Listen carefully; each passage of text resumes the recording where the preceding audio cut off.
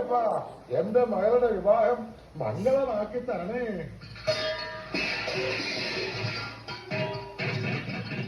ഇവിടെ വലിക്കുവാനില്ലാന്നല്ല പറഞ്ഞത്. ആർക്കും ഒന്നിൽ ഒരു ശ്രദ്ധയില്ല. തനിയൊന്നെ താനാണോ ഇവിടുത്തെ ദേഹണ്ണക്കാരൻ? അതെ. വീട്ടുമുറ്റത്ത് വെച്ച് അലടോ ദേഹണ്ണ? അല്ല, പിൻഭാഗത്താ. എന്നാ പിന്നെ വാചോടിക്കാൻ ചെമ്പും കലയും ചട്ടവും കിടന്ന് അപ്പുറത്തോട്ട് വെക്കണോ?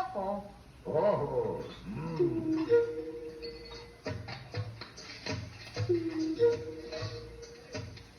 100 കൂട്ടം കാര്യങ്ങളുള്ളപ്പോഴാണോ ഇങ്ങനെ കുന്തം വിഴിഞ്ഞാലൊക്കെ നിൽക്കണേ? പച്ചക്കറിയും പലവും ഞാൻ രാവിലെ എത്തുമെന്ന് പറഞ്ഞിട്ട് അത് വന്നോ ഇല്ലയോ നോക്കിയോ? ദൂരെ നിന്ന് വരുന്നവർക്കുള്ള താമസ സൗകര്യം ഏർപ്പാടാക്കിയോ?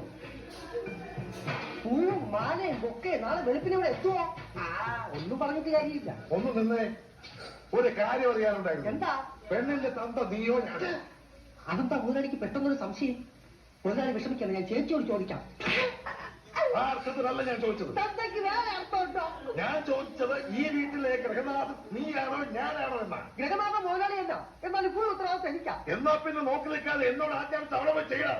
അവന്റെ ഒരു പോരാ അങ്ങോട്ടും ഇങ്ങോട്ടും. ആദ്യം പാചകം ടെസ്റ്റ് ചെയ്തേ. ഭയങ്കര വിശപ്പ്. നീർക്കോലിയുടെ രൂപവും പെരുപ്പാമ്പിന്റെ വിശപ്പും. അച്ഛാ ഏ